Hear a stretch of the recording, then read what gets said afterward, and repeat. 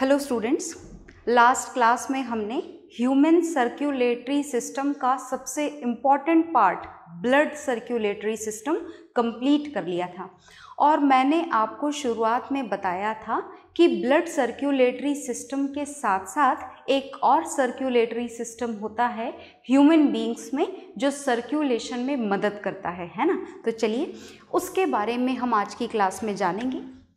तो हमें जो आज की क्लास में टॉपिक पढ़ना है, दिस इज लिम्फेटिक सिस्टम। कौन सा सिस्टम पढ़ना है हमको लिम्फेटिक सिस्टम पढ़ना है। आई बात समझ में? और ये जो लिम्फेटिक सिस्टम हमको पढ़ना है, मैं आपको बता दूं शुरू में ही कि ये बहुत डिटेल में नहीं पढ़ना है ना। जैसे आपने ब्लड सर्कुलेटरी सिस्टम पढ़ा फुल डिटेल में, उतनी डिटेलिंग नहीं करनी है हमें। इसकी थोड़ी बहुत इंट्रोडक्शन टाइप जानकारी हमें इसकी हासिल करनी है, ठीक है। तो आपने देखा कि ब्लड सर्कुलेटरी सिस्टम में क्या था। ब्लड सर्कुलेटरी सिस्टम में ब्लड था, ब्लड वेसल्स थी, WBCs थी, है ना। तो अलग अलग टाइप की चीज़ें थी। इसी तरीके से जब बात लिम्फेटिक सिस्टम की जाती है तो लिम्फेटिक सिस्टम में भी 4 चीज़ें इन्वॉल्व होती हैं। तो चलिए जान लेते हैं ये 4 चीज़ें कौन कौन सी होती हैं। सबसे पहला जो इम्पॉर्टेंट हिस्सा होता है लिम्फेटिक सिस्टम का, वो होता है लिम्फ। Is it okay? और लिम्फ को आप यूं मान ले, लिम्फ इज अ फ्लूइड। मैं लिख भी देती हूं यहां पर ताकि आपको याद रहे। Lymph is a yellow colour liquid. एक येलो कलर का लिक्विड होता है। ये कौन होता है येलो कलर का लिक्विड? लिम्फ। जैसे आपके ब्लड सर्कुलेटरी सिस्टम में लिक्विड के नाम पर ब्लड फ्लो करता है, ऐसे ही लिम्फेटिक सिस्टम में लिक्विड की जगह पर लिम्फ फ्लो किया करता है। ये बात आपको याद रखनी है। Is it okay? तो ये जो लिम्फ है ये कैसे कलर का लिक्विड है? येलो कलर्ड लिक्विड है। और आप यूं मान लें कि इसके जो कंपोजिशन है ना, कंपोजिशन का मतलब जो भी ब्लड के कंपोजिशन थे बिल्कुल वैसे ही इसके कंपोजिशन बिल्कुल सेम है ब्लड की तरह ही। सिर्फ एक चीज अलग है, कंपोजिशंस आर सेम। किसकी तरह सेम है? As that of blood. Blood के जैसे कंपोजिशन है इसके। Is it okay? बस एक चीज इसमें नहीं होती है ब्लड वाली, और जो चीज इसमें नहीं होती है ब्लड वाली वो होती है RBCs। RBCs इसमें एब्सेंट होती हैं, ब्लड में होती हैं। और इसी कारण से RBCs की प्रेजेंस की वजह से ही जो ब्लड होता है वो कौन से कलर का होता है? रेड कलर का। और जो लिम्फ होता है फ्लूइड, ये कौन से कलर का होता है? येलो कलर का। तो चलिए इसके अलावा हम जानते हैं और क्या क्या हमको जानना है। जो सेकंड हमको जानना है वो इसमें होती हैं लिम्फ कैपिलरीज। क्या प्रेजेंट होती हैं? लिम्फ कैपिलरीज प्रेजेंट होती हैं। और ये जो लिम्फ कैपिलरीज होती हैं, they are like the blood capillaries. जैसे ब्लड कैपिलरीज में ब्लड फ्लो करता है, ऐसे ही लिम्फ कैपिलरीज में लिम्फ फ्लो करता है। Is it okay? पर एक खास बात होती है लिम्फ कैपिलरीज की कि lymph capillaries are closed walls. ये इसकी स्पेशलिटी है, मैं ब्रैकेट में लिख देती हूँ। They are closed walled capillaries. इनकी जो वॉल्स होती हैं वो कैसी होती हैं? क्लोज्ड वॉल होती हैं। आ गई बात समझ में? तो चलिए आगे चलते हैं। और क्या क्या होता है प्रेजेंट इस लिम्फेटिक सिस्टम में। जो तीसरी चीज इस लिम्फेटिक सिस्टम में प्रेजेंट होती है वो होती है लार्ज लिम्फ वेसल्स। क्या प्रेजेंट होती है? Large lymph vessels. ये छोटी छोटी ढेरों लिम्फ कैपिलरीज मिलकर के क्या बनाती हैं? लार्ज लिम्फ वेसल्स का फॉर्मेशन करती हैं। आया समझ में? आगे देखिएगा। इसके अलावा प्रेजेंट होते हैं इस लिम्फेटिक सिस्टम के अंदर लिम्फ नोड्स। आप इन लिम्फ नोड्स को लिम्फ ग्लैंड्स भी बोल सकते हैं। क्या होते हैं लिम्फ नोड्स को? आप क्या बोल सकते हैं? Lymph glands. Is it okay? और इस लिम्फ नोड्स के अंदर एक स्पेशल टाइप की WBCs होती हैं। कहाँ पर होती हैं? लिम्फ नोड्स में। मतलब हमारे लिम्फेटिक सिस्टम में भी WBCs होती हैं। और जो लिम्फेटिक सिस्टम की WBCs होती हैं, उस लिम्फेटिक सिस्टम के WBC का नाम होता है लिम्फोसाइट्स। क्या नाम होता है? लिम्फोसाइट्स। आ गई बात समझ में? तो हमने लिम्फेटिक सिस्टम के बारे में 4 बातें लिखी हैं। ये 4 चीज़ों से मिलकर के हमारा कौन सा सिस्टम बना है?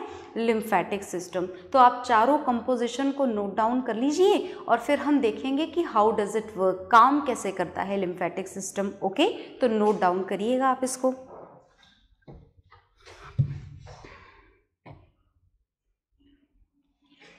तो आपने इसे नोट डाउन कर लिया होगा और नोट डाउन करने के बाद में हम जानेंगे कि ये लिम्फेटिक सिस्टम किस तरीके से जॉब करता है, अपनी हमारी बॉडी के अंदर काम कैसे करता है, ये अब हमको जानना है। तो बहुत ध्यान से सुनेंगे सारे बच्चे, क्योंकि ये जो है बहुत इम्पॉर्टेंट पॉइंट है। ओके, तो चलिए इस इम्पॉर्टेंट पॉइंट के साथ में हम शुरुआत करते हैं। ओके, तो देखिएगा, lymphatic system is present in the whole body, पूरी बॉडी में प्रेजेंट होता है। तो चलिए हम बॉडी बनाते हैं, देखो ह्यूमन बीइंग्स की, और ये हमने बनाया हमारा फेस, और ये हमने बनाया हमारा नेक, और ये देखिए, और ये हम आधी अधूरी बॉडी बनाएंगे। We are not at all going to complete our body structure, बस हमें ये जानना है कि this is present in our whole body, पूरी बॉडी में ये प्रेजेंट होता है। छोटी छोटी सी ये लिम्फ कैपिलरीज हैं, ये क्या बना रही हूँ मैं, ये लिम्फ कैपिलरीज हैं। Is it okay? ये कहाँ पर प्रेजेंट है? In the whole body. मैं यहाँ पर लेबलिंग भी कर रही हूँ, देखते जाइएगा। तो these are the lymph capillaries, ये क्या प्रेजेंट हैं? लिम्फ कैपिलरीज हैं ये। और ये बहुत सारी लिम्फ कैपिलरीज जब मिल जाती हैं तो ये मिलकर के फॉर्मेशन करती हैं लार्ज लिम्फ वेसल्स का। किसका फॉर्मेशन करती हैं? लार्ज लिम्फ वेसल्स का फॉर्मेशन होता है। कब होता है? When a lot of lymph capillaries combine together. यहाँ जो हमारे हाथ होते हैं, हाथ के अंदर भी ये प्रेजेंट होता है। Is it okay? तो हमने यहाँ पर ये हाथ बना दिया है, ये लिम्फ कैपिलरीज हैं, ये जॉइन हो रही हैं, और जॉइन होकर के किसका फॉर्मेशन कर रही है? लिम्फ कैपिलरीज पतली पतली, और ये किसका फॉर्मेशन कर रही हैं जॉइन होकर के? ये large lymph vessels, and these are the lymph capillaries. Is it okay? आ गई बात समझ में? तो ये जो लिम्फ कैपिलरीज हैं ये कंबाइन होकर किसका फॉर्मेशन कर रही हैं? ये फॉर्मेशन कर रही हैं लार्ज लिम्फ वेसल्स का। Is it okay? और इसी के बीच में प्रेजेंट होते हैं लिम्फ नोड्स। क्या प्रेजेंट होते हैं? लिम्फ नोड्स प्रेजेंट होते हैं। तो ये देखिए, मैंने लिम्फ नोड्स बना दिए हैं। These are the lymph nodes present everywhere. हमें पूरी बॉडी में नेटवर्क बनाने की ज़रूरत नहीं है, आप चाहें तो बना सकते हैं। तो ये जो मैंने बनाए हैं इनको हम क्या बोला करते हैं? इनको हम बोला करते हैं lymph nodes. Can also be known as lymph glands. आप इन्हें लिम्फ नोड्स भी बोल सकते हैं और इनको लिम्फ ग्लैंड्स भी बोल सकते हैं। Is it okay? और ये जो लिम्फ नोड्स हैं या लिम्फ ग्लैंड्स, आप जो भी बोलना चाहें, इसमें एक खास बात ये है कि इसमें WBCs प्रेजेंट होती हैं, और जो WBC प्रेजेंट होती हैं, इन WBCs को हम यहाँ पर बोला करते हैं लिम्फोसाइट्स। Is it okay? और ये पूरी बॉडी से जितने भी प्रोटीन मॉलिक्यूल हैं, बिगर प्रोटीन मॉलिक्यूल हैं, इन सबको कलेक्ट करके कहाँ पर पहुँचाना इनका काम होता है? इन सबको पूरी बॉडी से कलेक्ट करके हार्ट में पहुँचाना इनका काम होता है, ताकि ये सारी चीज़ें क्या हो सकें? रीसर्क्यूलेट हो सकें। Is it okay? तो जितनी भी चीज़ें हमारे लिम्फेटिक सिस्टम में प्रेजेंट है उसकी पोजीशन यहाँ पर मेंशन कर दी गई है। आगे देखिएगा, आगे हमें पढ़ने हैं इसके फंक्शंस। किसके फंक्शंस पढ़ेंगे हम पढ़ेंगे लिम्फेटिक सिस्टम के फंक्शन, कि आखिर ये सारी चीज़ें मिलकर के ऐसा क्या काम करती हैं जो हमारा ब्लड सर्कुलेटरी सिस्टम नहीं कर पाता, हमें ये जानना है। Is it okay? तो चलिए हम जानना शुरू करते हैं, देखिएगा ध्यान से। तो हम बात कर रहे हैं फंक्शंस ऑफ लिम्फेटिक सिस्टम की। तो हम यहाँ पर इसके फंक्शंस पढ़ने जा रहे हैं कि आखिर ये कैसे काम करता है, क्या लोकेशन है, कहाँ प्रेजेंट है, इसके अंदर क्या क्या चीज़ें इन्वॉल्व है, ये तो हमने जान लिया है। अब हम इसके फंक्शंस देखेंगे, तो बहुत ध्यान से सुनिएगा। हम लिम्फेटिक सिस्टम के फंक्शंस देखने जा रहे हैं। ओके, तो चलिए हम पढ़ना शुरू करते हैं और हम फर्स्ट पॉइंट से स्टार्ट करते हैं। क्या फंक्शन होता है? देखिए, मैंने आपको थोड़ी देर पहले बताया था कि इसके फंक्शंस में जो लिम्फ कैपिलरीज का रोल है, वो लिम्फ कैपिलरीज कैसी होती हैं? क्लोज्ड वॉल्स होती हैं। Is it okay? इनकी वॉल्स ओपन नहीं होती है, क्लोज्ड वॉल्स होती हैं। तो जैसे ये जो क्लोज्ड वॉल्स इस लिम्फ कैपिलरीज की प्रेजेंट हैं, इसमें अगर फिर कुछ भी एंटर होना हो तो कैसे एंटर होगा, किस तरीके से एंटर होगा? सिर्फ और सिर्फ इसकी मेम्ब्रेन के थ्रू। मतलब इसकी मेम्ब्रेन कैसी होनी चाहिए? Semi permeable. तो क्या होती है सेमी परमिएबल? बिल्कुल, इसकी मेम्ब्रेन सेमी परमिएबल होती है। और सेमी परमिएबल होने के साथ साथ सबसे इम्पॉर्टेंट जो बात है वो ये है कि इस लिम्फ कैपिलरीज के जो पोर्स होते हैं, they are very big. Pores कैसे होते हैं? बिग पोर्स होते हैं। Is it okay? तो जो ब्लड के अंदर जो बिगर मॉलिक्यूल्स होते हैं, कैसे बिगर मॉलिक्यूल? टिश्यूज़ के अंदर, ब्लड के अंदर नहीं लिखेंगे हम, टिश्यूज़ के अंदर लिखेंगे। जो भी टिश्यूज़ में प्रेजेंट हैं, जो बिगर फैट मॉलिक्यूल्स हैं या फिर बिगर प्रोटीन मॉलिक्यूल्स हैं, ये bigger protein molecules, fat molecules, digested fat definitely. Is it okay? ये जो फैट मॉलिक्यूल्स और प्रोटीन मॉलिक्यूल्स इन पोर्स के थ्रू इन लिम्फ कैपिलरीज में ऐड हो जाते हैं। मतलब कहाँ पर ऐड हो जाते हैं? लिम्फ कैपिलरीज में ऐड हो रहे हैं। इसका मतलब कहाँ ऐड हो रहे हैं? इस फ्लूइड के अंदर। क्या नाम है इस फ्लूइड का? लिम्फ। आ गई बात समझ में? और पूरी बॉडी से ये इस तरीके से बिगर प्रोटीन मॉलिक्यूल्स और फैट मॉलिक्यूल्स को कलेक्ट करके कहाँ पर ट्रांसफ़र कर देते हैं? मैंने अभी अभी आपको बताया था, ये कहाँ पर ट्रांसफ़र करे जाते हैं? हार्ट में। अब हार्ट में ये क्यों ट्रांसफ़र करे जाते हैं? बिगर प्रोटीन मॉलिक्यूल्स, बिगर फैट मॉलिक्यूल्स क्यों हार्ट में भेजे जाते हैं? ये हार्ट में इसलिए भेजे जाते हैं ताकि इनका रीसर्क्यूलेशन हो सके। पूरी बॉडी में दोबारा से जो प्रोटीन मॉलिक्यूल और जो बिगर फैट मॉलिक्यूल्स नहीं पहुंच पाए थे, जिनको ब्लड सर्क्यूलेट नहीं कर पाया था, उनके रीसर्क्यूलेशन के लिए उन्हें दोबारा कहाँ पहुँचा दिया जाता है? हार्ट में पहुँचा दिया जाता है।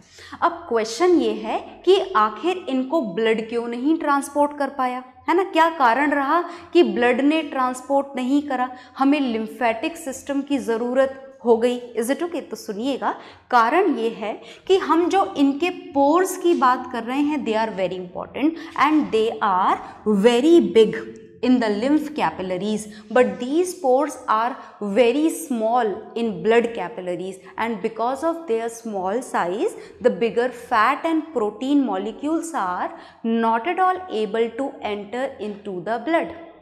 Is it okay? So finally, for their circulation, it is very much compulsory that it should enter into the lymph capillaries. और इस तरीके से आप ये बोल सकते हैं कि हमारा जो लिम्फेटिक सिस्टम है वो कौन से प्रोसेस में मदद कर रहा है?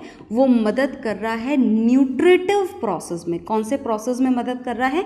न्यूट्रिशन में मदद कर रहा है ना, क्योंकि फैट और प्रोटीन मॉलिक्यूल्स को ट्रांसपोर्ट कर रहा है हार्ट में ताकि दोबारा से भेज दिया जाए। इस तरीके से ये न्यूट्रिशन के प्रोसेस में भी हमारी मदद करता है। कौन मदद करता है? लिम्फेटिक सिस्टम, है ना। तो चलिए और देखते हैं और क्या क्या फंक्शंस है इसके, देखिएगा ध्यान से। जो सेकंड फंक्शन है इसका वो भी बड़ा इम्पॉर्टेंट है। It cleans our blood. ये हमारे ब्लड को क्या करता है? Clean. Is it okay? Blood को कैसे क्लीन करता है? जितनी भी उसके अंदर इम्प्योरिटीज़ होती हैं, जैसे फ्रेगमेंट्स ऑफ डेड सेल्स, हमारी बॉडी में सेल्स तो डेड होती ही रहती हैं, तो उसके बहुत सारे फ्रेगमेंट्स हो जाते हैं जो बाकी रह जाते हैं। इस तरीके से डेड सेल के फ्रेगमेंट्स या फिर हार्मफुल जर्म्स हमारी बॉडी में जो खाने के थ्रू या ब्रीथिंग के थ्रू किसी भी तरीके से अगर एंटर हो गए हैं तो उनको भी क्लीन करने का काम कौन करता है? उनको भी क्लीन करने का काम करता है लिम्फेटिक सिस्टम। अब वो कैसे क्लीन होते हैं सुनिएगा ध्यान से। तो ये जो क्लीनिंग वाला प्रोसेस है, ये क्लीनिंग वाला प्रोसेस होता है एक्चुअली लिम्फोसाइट्स के थ्रू। भूले तो नहीं ना, लिम्फोसाइट्स क्या है? अभी थोड़ी देर पहले बताया गया था आपको that they are the WBC of our lymphatic system. ये हमारे लिम्फेटिक सिस्टम की WBCs हैं। Is it okay? कौन? लिम्फोसाइट। तो ये क्या करती हैं? ये हार्मफुल जर्म्स को भी किल करके ईट कर लेती हैं। जो फ्रेगमेंट्स ऑफ डेड सेल हैं बाकी, उनको भी ये खा करके ख़त्म कर लेती हैं। कौन खा के ख़त्म कर रही हैं? WBCs। प्रोसेस तो याद है ना? ये इस प्रोसेस को क्या बोला जाता है? इस तरीके से किसी भी फ्रेगमेंट को खा के ख़त्म कर लेना या फिर किसी भी हार्मफुल जर्म को किल करके खा लेना, this process in biology is known as phagocytosis. क्या बोला जाता है इस प्रोसेस को? Phagocytosis, which in simple words is known as cell eating. आ गई बात समझ में? तो यहाँ पर WBC ईट कर रहा होता है। किसको ईट कर रहा होता है? डेड सेल्स के फ्रेगमेंट्स को भी और हार्मफुल जर्म्स को भी। इस तरीके से हमारा ब्लड और लिम्फ दोनों ही चीज़ें क्या हो जाया करती हैं? क्लीन हो जाया करती हैं। Is it okay? चलिए, तो हम कुछ और ख़ास बातें जानते हैं इस लिम्फेटिक सिस्टम की।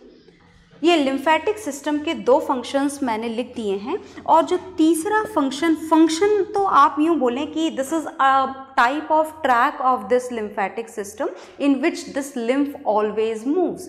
ये जो लिम्फ है ये 2 डायरेक्शन में मूव नहीं करता, इट ओनली मूव्स। ये सिर्फ और सिर्फ कहाँ पर मूव करता है? It only moves from body tissues to heart. ये सिर्फ और सिर्फ बॉडी टिश्यू से लेकर के कहाँ पर मूव करता है? हार्ट में। मतलब ऐसा नहीं है कि बॉडी टिश्यू से हार्ट में जाएगा फिर हार्ट से बॉडी टिश्यू में जाएगा। लिम्फ डबल डायरेक्शन में मोशन नहीं करता। ब्लड तो करता है ना? बिल्कुल करता है। ब्लड बॉडी टिश्यूज से हार्ट में भी जाता है और हार्ट से बॉडी टिश्यूज में भी जाता है। Is it okay? पर लिम्फ याद रखिएगा, it only moves in one direction. ये सिर्फ और सिर्फ एक ही डायरेक्शन में मूव करता है, from body tissues to heart. और जैसे ही बॉडी टिश्यू से हार्ट में पहुंचता है, जितनी भी चीज़ों को ब्लड सर्कुलेट नहीं कर पाया था, उन चीज़ों के सर्कुलेशन का काम कौन कंप्लीट कर देता है? Lymphatic system. Is it okay? तो हमने लिम्फेटिक सिस्टम का स्ट्रक्चर और फंक्शन देख लिया है। Functions are here in front of you, you note it down and then we will start with the next life process. Okay?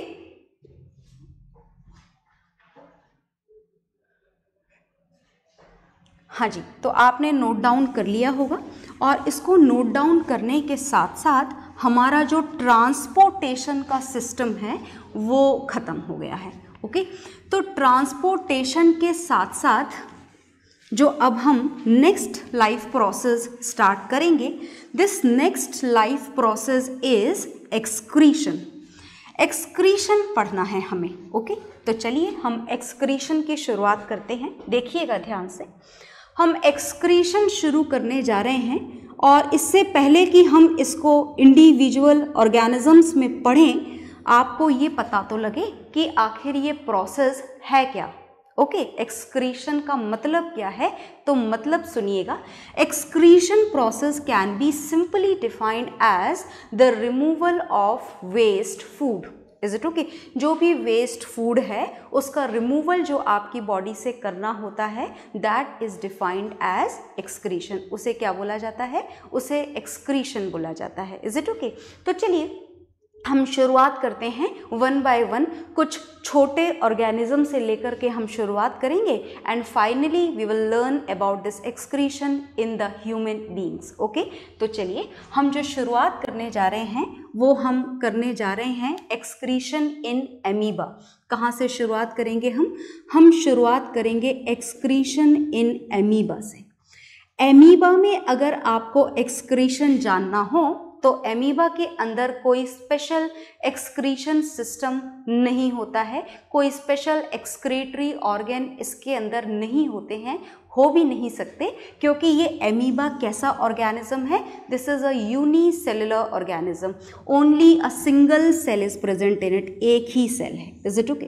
तो when we talk about this process of excretion in amoeba, तो सबसे पहले तो हमें ये जानना है कि आखिर इसके अंदर वेस्ट पार्ट होता क्या है। वेस्ट फूड नहीं लिखेंगे हम, वेस्ट जो भी वेस्ट पार्ट है, जो भी वेस्टेज है, उसका रिमूवल क्या होता है, किस चीज़ का रिमूवल करना होता है इस एमीबा को।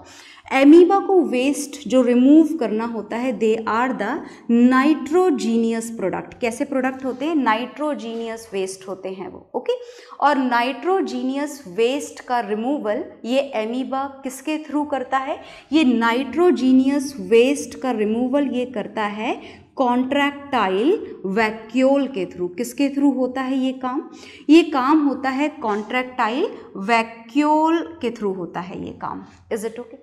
तो आगे देखिएगा, हमें कुछ और भी ऑर्गेनिज्म के बारे में जानना है। तो ये हमने जाना एमीबा का, सिर्फ नाम आपको यहाँ पर याद रखना है। When we talk about the excretion in earthworm, अगर बात अर्थवॉर्म की जाए तो in earthworm this excretion can be done by the skin. Skin is one of the excretory organ you can say. Is it okay? पर skin के साथ साथ जो स्पेशल एक्सक्रीटरी सिस्टम इस अर्थवॉर्म में प्रेजेंट होता है वो होता है नेफ्रीडियल पोर्स। कौन से पोर्स होते हैं? Nephridial pores, which are responsible for the excretion of waste product in the earthworm. Okay, तो इन छोटे छोटे ऑर्गेनिजम्स में जानने के बाद में हम शुरू करेंगे एक्सक्रीशन इन प्लांट्स। तो चलिए, प्लांट्स में एक्सक्रीशन बड़ा सिंप्लीफाई होता है, प्लांट्स में सब कुछ सिंप्लीफाई होता है, क्योंकि प्लांट का हर पार्ट अपना काम खुद कर लेता है ना। तो चलिए हम जानते हैं कि आखिर ये जो एक्सक्रीशन का प्रोसेस है ये प्लांट्स में किस तरीके से होता है। तो चलिए हम जानना शुरू करते हैं, देखिएगा ध्यान से। देखिए, सबसे पहली बात यह है कि आखिर प्लांट में वेस्ट प्रोडक्ट होता क्या है। तो चलिए जान लेते हैं। प्लांट में जो वेस्ट प्रोडक्ट होते हैं they may be solid waste product भी हो सकते हैं प्लांट के अंदर, प्लांट के अंदर लिक्विड वेस्ट प्रोडक्ट भी हो सकते हैं, और प्लांट के अंदर गैशियस वेस्ट प्रोडक्ट भी हो सकते हैं। तीनों वेस्ट प्रोडक्ट प्लांट में पॉसिबल हैं, सॉलिड भी, लिक्विड भी और गैशियस वेस्ट प्रोडक्ट भी। तो अगर बात गैशियस वेस्ट प्रोडक्ट की जाए कि ये कैसे रिमूव होते हैं, हम शुरुआत नीचे से करते हैं क्योंकि हम इसके बारे में पहले भी बहुत बार जान चुके हैं, है ना। तो अगर हम यहाँ से शुरुआत करना चाहें तो गैशियस वेस्ट प्रोडक्ट प्लांट्स में क्या होते हैं? प्लांट्स में गैशियस वेस्ट प्रोडक्ट होता है ऑक्सीजन गैस, जो कौन से प्रोसेस से बनता है? फोटोसिंथेसिस से। क्या सिर्फ ये ऑक्सीजन गैस ही वेस्ट प्रोडक्ट होता है? नहीं, प्लांट्स में गैशियस वेस्ट प्रोडक्ट के नाम पर कार्बन डाइऑक्साइड गैस भी होती है, which is form during the process of respiration. Is it okay? तो अगर बात इनके रिमूवल की जाए, ऑक्सीजन और कार्बन डाइऑक्साइड गैस के रिमूवल की, तो ये कैसे होता है सुनिएगा ध्यान से। आपको पता है कि अगर इनका रिमूवल लीव्स के थ्रू करना है या फिर सॉफ्ट स्टेम के थ्रू करना है, stem of the herbaceous plants, then they both are having the same type of pores in them which is known as stomata। तो उनके अंदर ये गैशियस रिमूवल कैसे होते हैं? स्टोमेटा पोर के थ्रू होते हैं। और अगर बात वुडी स्टेम की जाए, है ना, the stem which has would in it, जिसमें स्टोमेटा प्रेजेंट नहीं है, in that condition another pour is present. याद है ना दूसरे पोर का नाम? दूसरे पोर का नाम है लेंटिसल्स। क्या बोलते हैं हम दूसरे पोर को? Lenticels, which is present in the woody stem. Is it okay?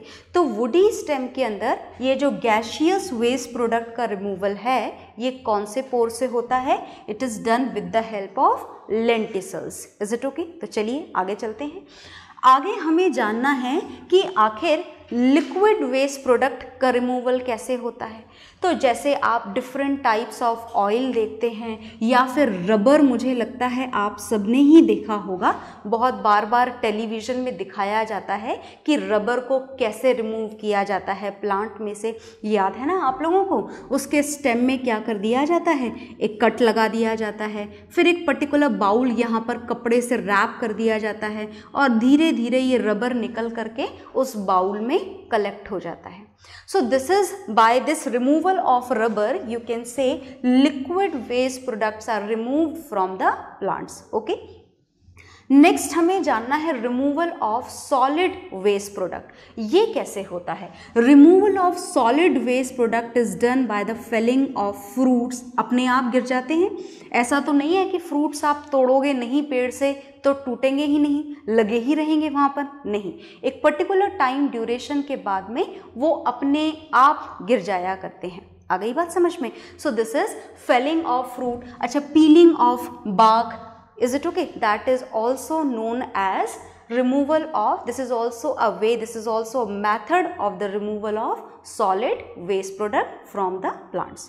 So these are the method by which the plants remove their waste products. Note it down in your science registers. Okay.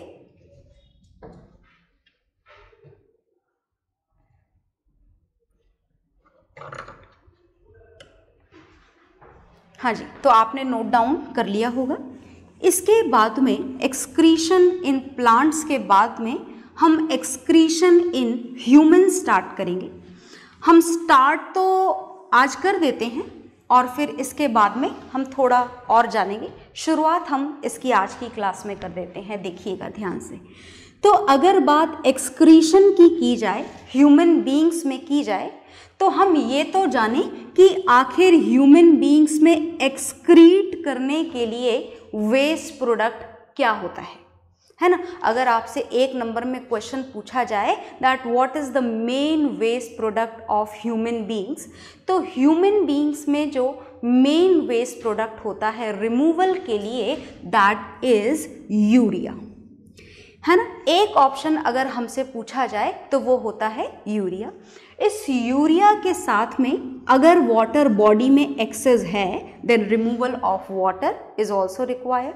Some of the salt, कुछ salt जो आपकी body के लिए required नहीं है, तो these are the waste product which has to be removed by the human beings. Is it okay? तो याद रखिएगा, इसमें से सबसे ज़्यादा ज़रूरी वेस्ट प्रोडक्ट कौन है? Urea. And the removal of all these waste products in the humans is done in the form of urine. And for the formation of urine, for the removal of urine, human beings are having a very well developed excretory system. और वो क्या होता है, कैसे होता है, इसको हम जानेंगे नेक्स्ट क्लास में। Okay, bye everyone.